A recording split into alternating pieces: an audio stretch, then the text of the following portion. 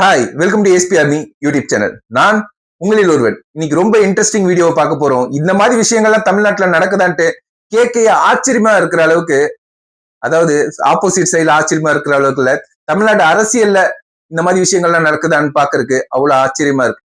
அதாவது செந்தில் பாலாஜி தலைமறைவு, அனிதா ராதாகிருஷ்ணன் கைது, ஈவா வேலு மருத்துவமனையில் அனுமதி. இதெல்லாம் இன்னைக்கு என்னென்ன எதனால என்னது எதுக்காக இதெல்லாம் நடக்குதுன்ட்டு நம்ம பார்க்க போறோம். ஃபர்ஸ்ட் செந்தில் பாலாஜி டிவிகே எம்எல்ஏவை விலைக்கு வாங்குறதுக்காக மிஸ்டர் இளையராஜான்றவர்கிட்ட போய் பேரம் பேசியிருக்காங்க. அவரும் அவர் கூட சேர்ந்தவங்களும் அத அவர் எங்களுக்கு 35 கோடி ரூபாய், ஒன்னு ரெண்டு விஷயம் இல்லைங்க. இந்த காலத்துல அதுவும் டிஎம்கே ஆட்சியில ₹1 கிடைச்சாலே விட மாட்டானுங்க. 35 கோடி ரூபாய் லஞ்சம் கொடுக்குறேன்னு சொன்ன பிறகும் எனக்கு கட்சி தான் முக்கியம், என் தலைவர் தான் முக்கியம்ட்டு அவர் போலீஸ்ல போட்டு கொடுத்ததால இவங்க மேல கேஸ் பாஞ்சு இவங்க தலைமறைவா இப்ப இருக்காங்க. ரெண்டாவது விஷயம், செம்மையான விஷயம், ரோடு போடாமையே ரோடு போட்டதா கணக்கு காமிச்சு பல கோடி ரூபாய் மோசடி பண்ணிருக்காரு ஈவா வேலு.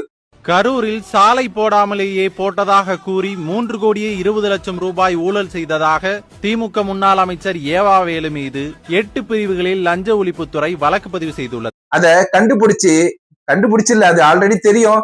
அது கரெக்டான ப்ரூஃபை எடுத்து இன்னைக்கு தமிழ்நாடு கவர்மெண்ட் அவர் மேல கேஸ் ஃபைல் பண்ணிருக்காங்க. இதை தெரிஞ்சுக்கிட்டு அவர் முன்கூட்டியே ஸ்லீப்பர் ஸ்லெஸ் தான் எல்லா இடத்துலயும் இருக்காங்களே, தெரிஞ்சுக்கிட்டு அவரு என்ன பண்ணிருக்காரு, ஹாஸ்பிட்டல்ல நெஞ்சு வலின்னு போயிட்டு அனுமதி வாங்கி படுத்து கிடக்குறாரு.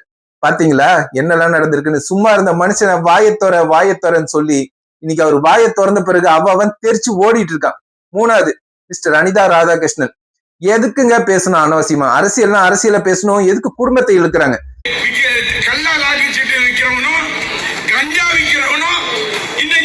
சட்டமன்ற உறுப்பினராக உன் கட்சியில வந்திருக்காங்க, யோக்கியமா பேசுறியா?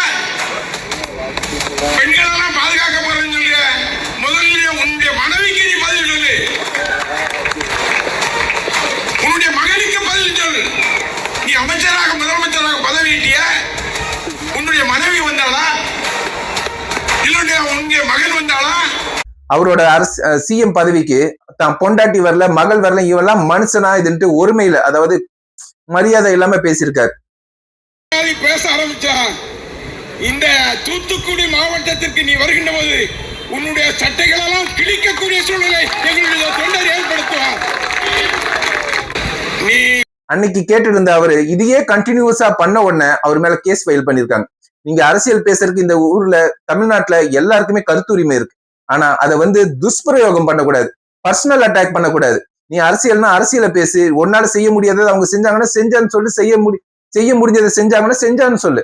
அதை விட்டுட்டு உனக்கு வாய்க்கு வந்தது, அதாவது உங்களால என்னத்தால பண்ண முடியாதோ எதா பண்ணுவீங்களோ கரெக்டா அதை மட்டும் பண்ணி குடும்பத்தை அட்டாக் பண்ணி அசிங்கப்படுத்தி பேசியிருக்காரு. இதனால அவர் மேல கேஸ் போட்டு அவரை கைது பண்ணி, அதாவது அதுக்கு முன்னாடி அவருக்கு நியூஸ் தெரிஞ்சு, லைக் எப்பவும் போல ஸ்லீப்பர் செல்ஸ் நியூஸ் தெரிஞ்சு பெயில் வாங்கியிருக்காரு. அந்த பெயிலையும் ரிஜெக்ட் பண்ணி கைதும் பண்ணிட்டாங்க. இப்போ அவரை ரிலீஸ் பண்ணிட்டாங்க. ஆனா அதுக்கு நிபந்தனையோட ரிலீஸ் பண்ணிருக்காங்க. கூடி சீக்கிரத்துல திரும்பி கைது பண்ணுவாங்க. இது ரெண்டாவது விஷயம். மூணாவது, மிஸ்டர் சொடலை மு.க. ஸ்டாலின் அவர்கள் சிங்கப்பூர் ஓட்டம். இங்க இருக்கிற பிரச்சனை எல்லாம் அவரால் சமாளிக்க முடியல. மக்கள் கேட்கிற கேள்விக்கு பதில் சொல்ல முடியல.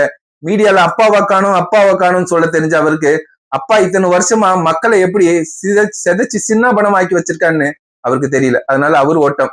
இங்க சட்டசபைக்கு பேரவைக்கு மட்டும் வர உதயநிதி ஸ்டாலின் துபாய் உல்லாச பயணம் போயிட்டார். அவர் சட்டசபையில மட்டும் அவங்களோட பர்சனல் லைஃப்ல இருக்கிற கதையை மட்டும் தெரிஞ்சுட்டு பேசுறதை தவிர மக்கள் பிரச்சனையை பேசுறதா தெரியவே இல்லை. உள்ள மக்கள் பிரச்சனையை பேசினா வெளியே பொண்டாட்டி பிரச்சனையை பேசுறாரு. இதுதான் அவங்களுக்கு பாரம்பரியமா அவங்களுக்கு வர பழக்கம். ஒருத்தரை நேருக்கு நேர் மோத முடியலன்னா அவங்க என்ன பண்ணுவாங்க தெரியுமா? பின்னாடி இருந்து குத்துறது, இல்லைன்னா அவங்க பர்சனல் லைஃபை போயிட்டு குத்துறது. இவங்க பர்சனல் லைஃப் எல்லாம் ஒரு தனி ஸ்டோரியே போடலாம், அது அடுத்த வீடியோல பார்ப்போம். சியு இந்த மாதிரி செதறி சின்ன பின்னமா இருக்காங்க டிஎம்கே கட்சியில. வாயத்தொரன்னு சொன்ன ஒரு ரீசனுக்காக சிங்கம் வாயை திறந்துச்சு, எல்லாம் செதறி ஓடி போயிட்டாங்க. இதே மாதிரி இன்ட்ரெஸ்டிங் வீடியோ நெக்ஸ்ட் வீடியோ பார்ப்போம். See you, bye bye from your ASP Army YouTube channel.